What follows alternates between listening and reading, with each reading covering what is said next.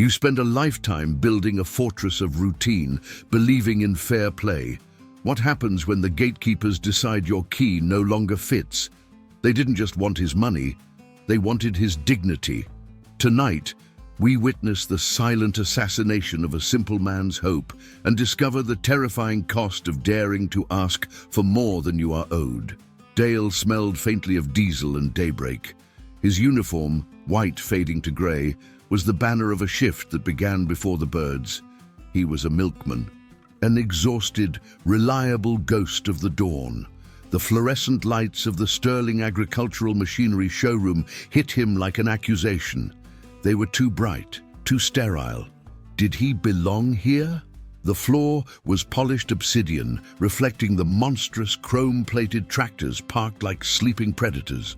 Dale felt his worn leather boots scraping against millions of dollars worth of clean ambition. A man appeared.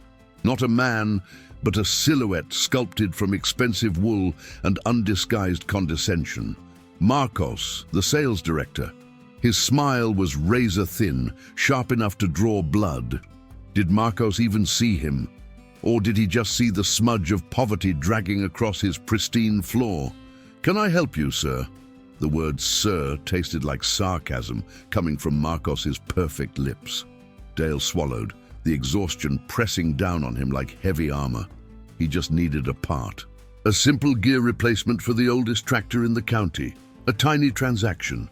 But in this room of cold, glittering status, a tiny request was already the biggest mistake of his life. Marcos's condescension wasn't just about the cheap boots. It was about the smell, a mix of lactic acid, earth and effort that had no place near Italian leather. Dale mumbled the part number, R74, a brass coupling for a 1950s Fordson Major. Marcos didn't write it down. He looked at Dale like he was asking for spare change, not a necessary piece of machinery. The sheer effort it took Dale just to stand there, fighting the urge to lean against a multi-million-dollar combine harvester, painted a picture of pitiful struggle. Marcos mentally catalogued him as low value, a drain on the morning's prestige quota. The part number, R74, belonged to a tractor that should have been scrapped 30 years ago, hinting at Dale's extreme, almost obsessive frugality in visible assets. "We can check the inventory," Marcos sighed, already calculating the commission he wasn't going to get. "But if it's that old, we'll have to order it. Standard wait is 6 weeks. 6 weeks. Dale's stomach tightened. 6 weeks meant the number 4 field irrigation pump would seize completely, and that was unacceptable. He tried to hide the sudden flash of urgency in his eyes, but Marcos caught it, mistaking it for desperation over a minor vehicle breakdown. What Marcos couldn't know was that the single milk route Dale ran daily wasn't his job, it was his cover. A highly visible, miserably paid distraction. The milk route, Dale knew, was a deliberate facade, a smokescreen used to disguise the real operation, protecting it from scrutiny. The truth of Dale's exhaustion didn't stem from delivering skim milk to suburban doors before sunrise. It was the 40,000 acres spread across 3 counties, bought piecemeal over 20 years, using cash filtered through shell companies and complex, untraceable land trusts. He wasn't a humble milkman. He was the silent sole proprietor of the largest privately held hydroponic and traditional crop complex on the eastern seaboard. He did all the logistics himself because trust was a luxury he couldn't afford. This massive hidden empire was acquired through relentless, decades-long effort, confirming the true scale of his operation. The milk truck, the rattling Fordson Major he needed the part for, these were essential components of the illusion. They provided the narrative. Poor old Mr. Dale just scraping by. Darty, meanwhile, hidden far from the polished obsidian floor of Sterling, a network of custom-built, fully automated vertical farms churned out specialized produce sold wholesale to international markets. The profit margins were obscene, but the entire system hinged on nobody, especially the tax authorities or rivals, ever knowing the extent of the operation. The strategic use of the old, broken-down equipment maintained a crucial poverty narrative that protected an immensely profitable automated system. That was the source of the crushing weight on his shoulders, not the weight of poverty, but the weight of absolute secrecy and the perpetual need for vigilance. He had employees, yes, but they were isolated specialists, compartmentalized to the point where no single person understood the whole machine. Dale was the only nexus. He was the CEO, the CFO, the lead engineer, and the scapegoat should it all collapse. This massive success demanded continuous, tireless labor that made Marcos's easy, commissioned lifestyle look like a week-long nap. His extreme exhaustion was caused by the burden of being the only person who understood and controlled the entire massive compartmentalized operation. Marcos finally shuffled toward a computer terminal. R74, Fordson Major. Look, sir, we stock parts for modern agriculture. We've got the new Sterling 9000 series, capable of covering 500 acres an hour. Maybe you should look at upgrading. We have excellent financing for small farmers. Dale almost laughed. A dry, exhausted rasp he quickly muffled. He didn't need the Sterling 9000. He needed the old Fordson part, because that specific ancient piece of equipment was the only one quiet enough, worn enough, and non-GPS enabled enough to safely access the heavily secured subterranean entrance to his main seed bank complex. The obsolete R74 was needed for critical, untraceable access, revealing it was part of a security and privacy protocol, not just a repair. Marcos saw the refusal to upgrade as stubbornness or financial inability. He couldn't grasp the irony. Dale could buy this entire dealership, put Marcos on salary for a decade, and still have enough left over to fund a small nation. The money wasn't the issue. The noise was, the tracking was. Every piece of cutting-edge tech in this showroom screamed, "Look at me." Dale's business model was based on the opposite philosophy. Whispering, blending, disappearing into the backdrop of assumed failure. The true extent of Dale's fortune was vast enough to buy Sterling's entire operation, emphasizing the extreme disconnect between the sales team's perception and his reality. The R74 was needed to fix the auxiliary generator that powered the sub-level cooling system, which protected millions of proprietary seed strains developed specifically for his hyper-efficient, climate-controlled facilities. The system had been running non-stop for 87 days since the last harvest cycle. Every second, the part remained unfixed. The multi-billion-dollar operation was at risk of a localized shutdown that would attract the attention Dale had spent decades avoiding. The risk was immediate and immense. Millions in proprietary seed strains were threatened by a cooling failure that hinged on this single, cheap part.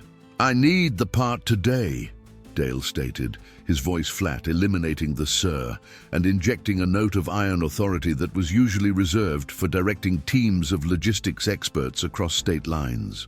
Marcos straightened up, momentarily jarred by the sudden clarity in the tired man's eyes. It was a command, not a request. "Sir, you don't understand our supply chain. We are a premier supplier. We don't keep relics in stock." Dale leaned slightly closer, ignoring the diesel smell on his breath. "Make a call, Marcos. Find it. I don't care what warehouse it's rotting in. Triple the cost, cash." Dale suddenly switched from begging to commanding, offering triple the price in immediate cash, showing unexpected decisiveness and immense liquidity. The casual mention of triple the cost snapped Marcos out of his condescending stupor. Poor men don't offer triple cash for a $50 part. They haggle. They complain. Marcos looked again at the grease stains on Dale's coat, then at the hard, unblinking focus in his gaze. He realized, with a chill, that he was looking at a hunter who had just run out of patience. Who was this guy? The transaction suddenly felt much heavier than a brass coupling. Marcos swallowed, wondering if he had just gravely insulted a hidden titan.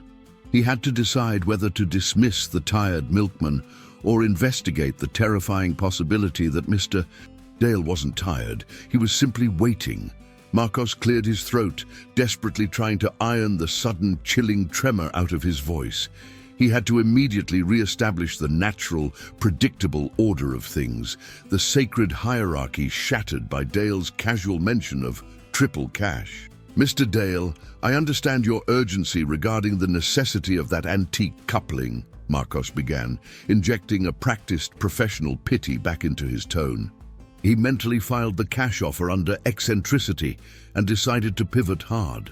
"However, let's focus on long-term operational sustainability. My true job is to ensure you, our client, get the best overall value. And frankly, those ancient machines are dangerous maintenance nightmares. They belong to a bygone era. We, here at Superior Harvest, belong unequivocally to the future." He took a measured step, gesturing dramatically toward a rack of glossy, brightly colored brochures near the exit sign. "Permit me to show you precisely where we keep our entry-level utility solutions.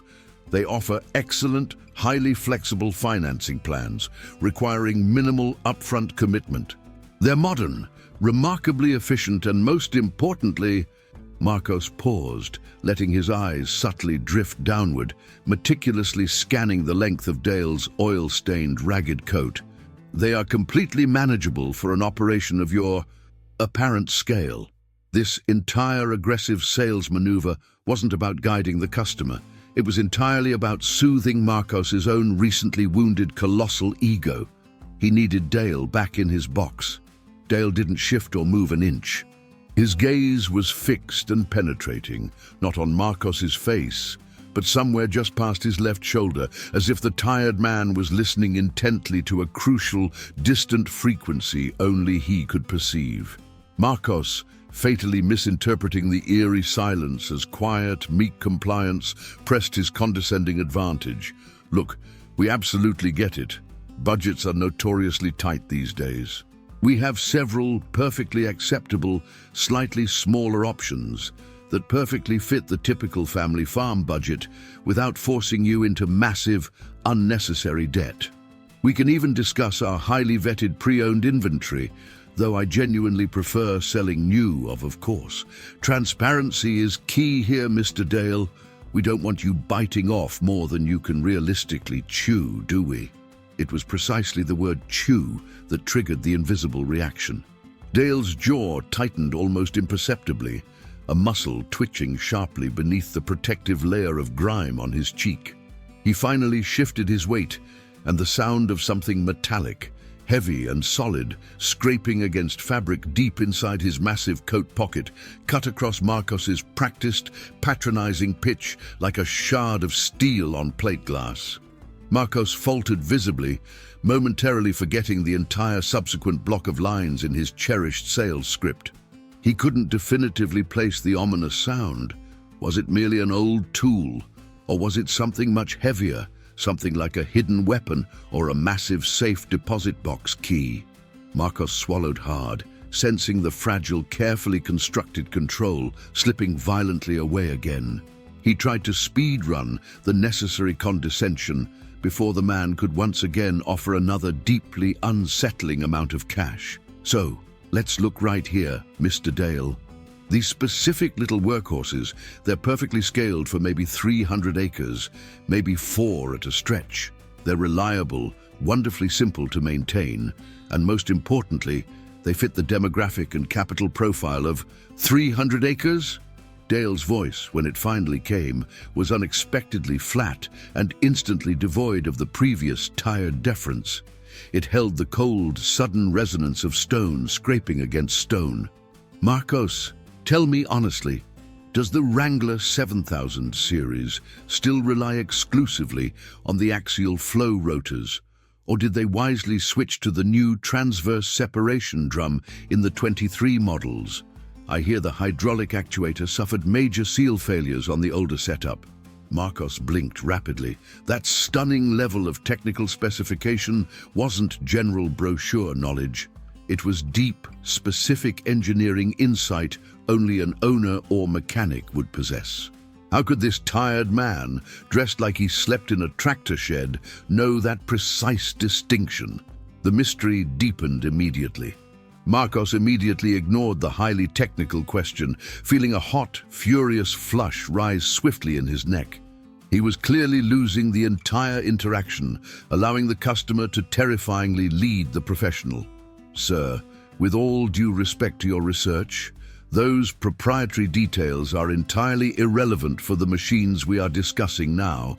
We absolutely need to focus on what you can actually and reasonably afford, not what the mega corporations buy. He stepped firmly toward the back wall, where the small, brightly colored economy line models were harshly displayed under cheap fluorescent lights. These are our bread and butter, Mr. Dale, affordable, consistent power.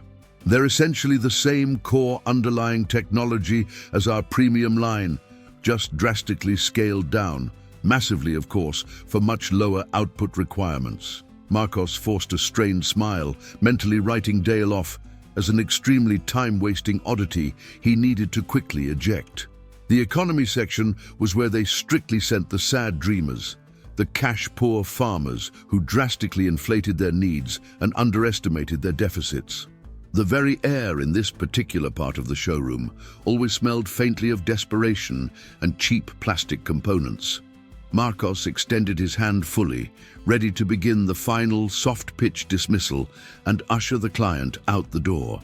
Now, Mr. Dale, I truly think the trusty Thrifty Harvester 150 is exactly what your projected operation needs to successfully... Dale's head snapped up like a trap. His eyes, the fierce color of a winter storm cloud, instantly locked onto Marcos. The professional veneer, the calculated exhaustion, the cheap scent of diesel, it all peeled away immediately, revealing something ancient, wealthy, and formidable underneath. Stop! The single, icy syllable carried the immense, sudden weight of 1,000 unpaid debts. Marcos froze instantly, his outstretched hand hanging awkwardly, uselessly in the air. Dale took a slow, deliberate step forward, crossing the invisible sacred line Marcos had carefully drawn around the exclusive premium section of the floor. The man straightened his shoulders dramatically. The slight, almost imperceptible stoop that had fully defined his posture for the entire uncomfortable interaction vanished without a trace. He suddenly looked taller, broader, and terrifyingly present. He wasn't looking at the small, cheap machine. He was looking directly through Marcos, through the rear showroom wall, into the corporate hierarchy beyond.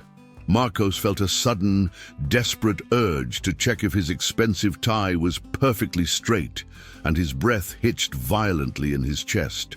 You want to talk candidly about what my operational requirements truly demand? Dale's voice was no longer flat.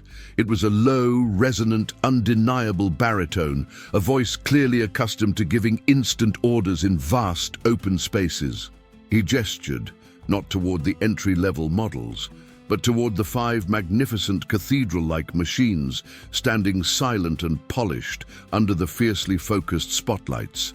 The Dominator series, the untouchable flagship models priced higher than Marcos's projected annual salary. Those colossal Dominator 9100s are specifically rated for continuous, high-throughput biomass processing, correct? Fully integrated GPS mapping, automated triple-header height adjustment, and the new magnetic separation system that filters out ferrocontaminants at 70 metric tons per hour. Dale recited the proprietary data flawlessly, using the internal SKU names. He knew the product better than the sales manager standing before him. Marcos stammered wildly, his composure utterly gone. Yes, sir, but those are... Dale cut him off, the final cold command delivered with chilling authority. I want 5 of your premium-grade forage harvesting machines. The air in the pristine showroom thickened instantly, becoming painfully brittle and silent. 5, not 1, which would have been astonishing enough. 5 Dominator 9100s. That was nearly $15 million of irreplaceable inventory, wiped completely off the floor in a single, audacious sentence. Marcos's brain hit a hard, smoking reboot. His professional mask shattered into a million tiny pieces of pure panic and intense avarice. The The previous suffocating, condescending pity evaporated, instantly replaced by wide-eyed, frantic awe and deep fear. Marcos physically recoiled, staggering back a full half-step toward the reception desk. This wasn't a humble farmer. This was a high-stakes fleet manager, an unknown vast syndicate, a major consortium hiding behind a grease-stained coat. The commission on 5 dominators would easily retire Marcos early if this impossible scenario was real. But why the elaborate disguise? Why the act? Who conducts $15 million of business while smelling faintly of cheap motor oil and the pungent odor of a milking parlor? The internal conflict threatened to collapse his psyche. Dale watched the dramatic transformation in Marcos's eyes, the rapid shift from outright derision to utter disbelief, and finally to pure, unadulterated, desperate greed with clinical detachment. "And Marcos," Dale added, stepping fully into the pool of powerful light illuminating the 5 colossal machines, confirming his ownership of the space, "I don't need any form of financing. I need them meticulously prepped and delivered within 72 hours. Maximum. Cash up front."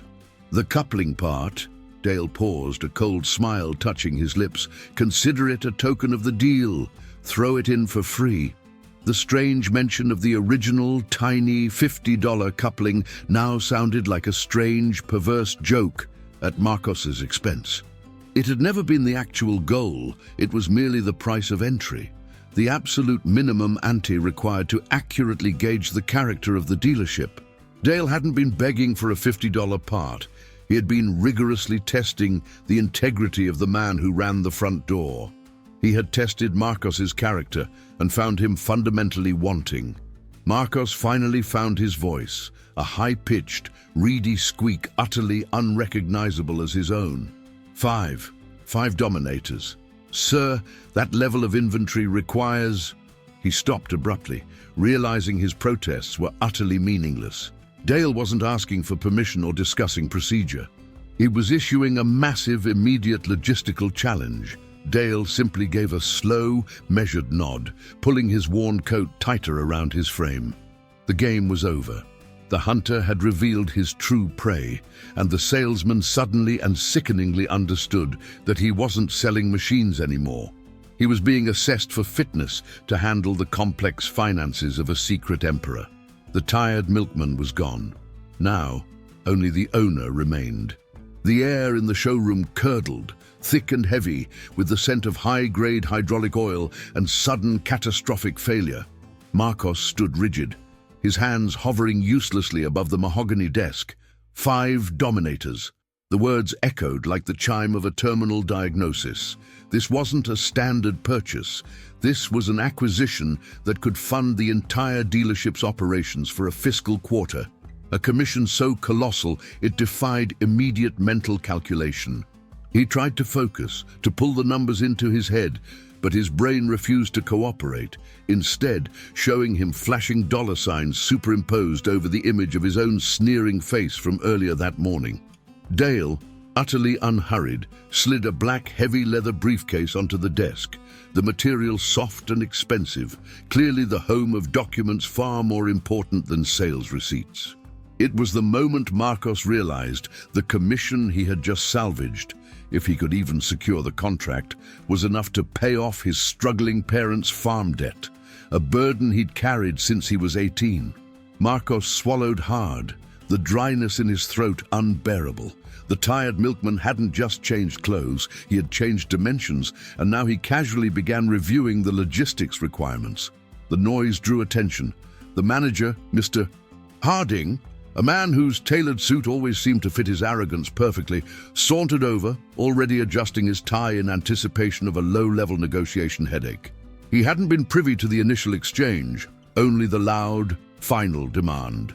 "Everything all right here, Marcos?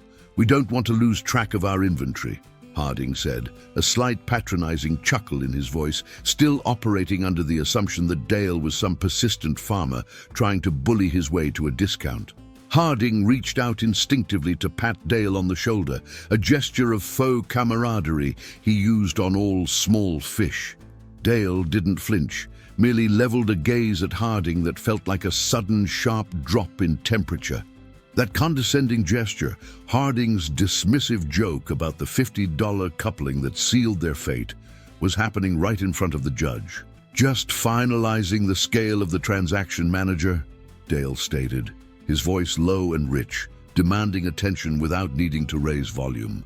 5 Dominator 4,000 units, delivery required within 30 days.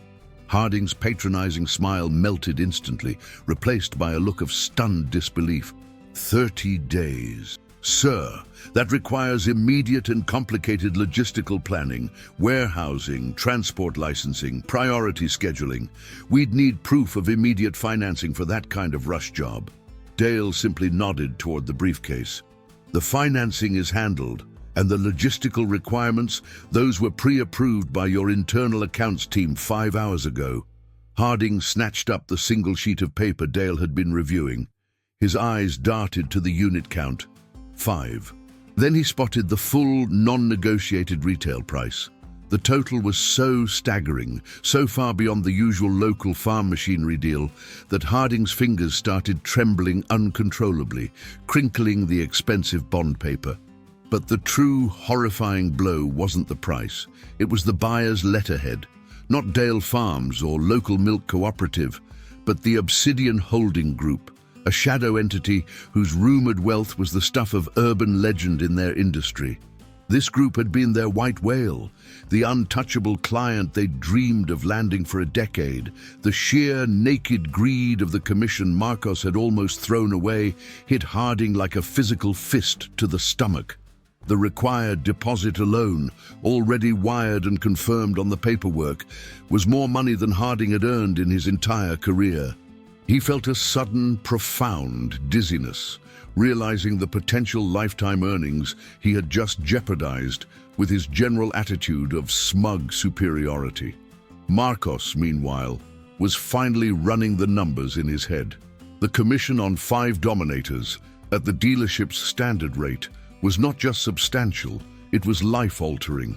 He had spent the morning trying to weasel out of a $50 sale while casually throwing away $200,000 in immediate profit. The karmic debt was crushing him. From the periphery, the other salesmen, drawn by the manager's sudden pallor, started to recognize the model names and the buyer's logo.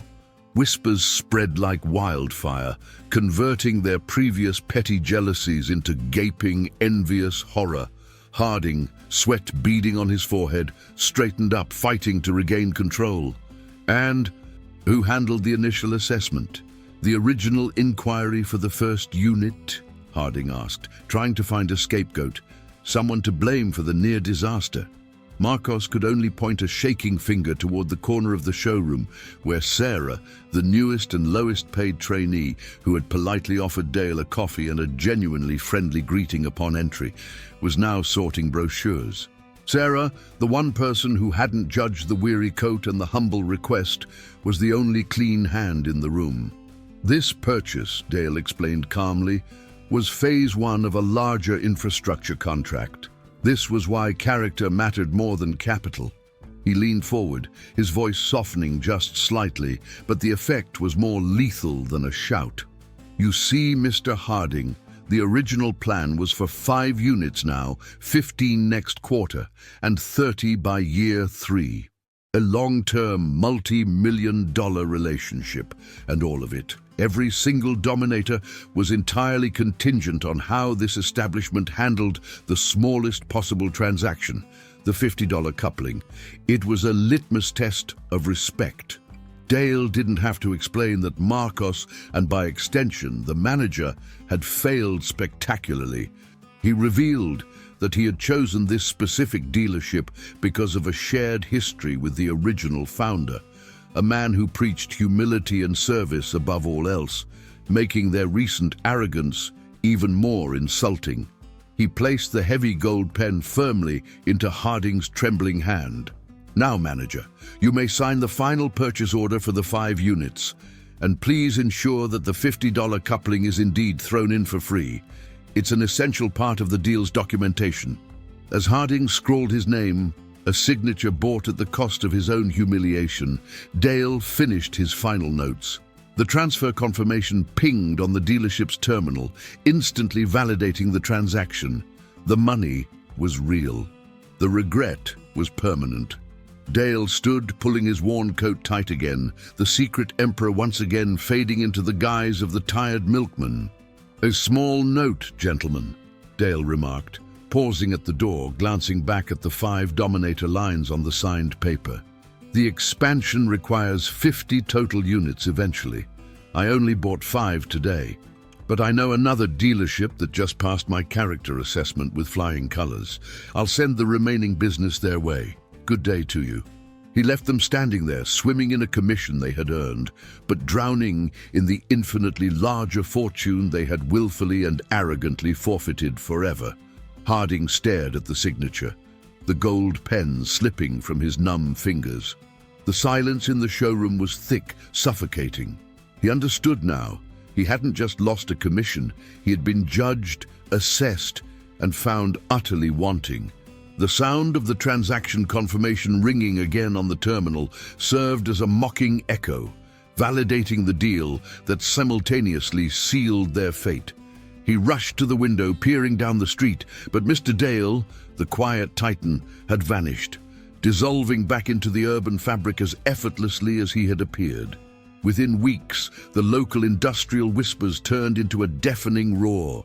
The competing dealership, the one that had offered Dale a coffee and genuine respect, suddenly announced a staggering 45-unit purchase order, followed by dozens more, launching them into regional dominance overnight.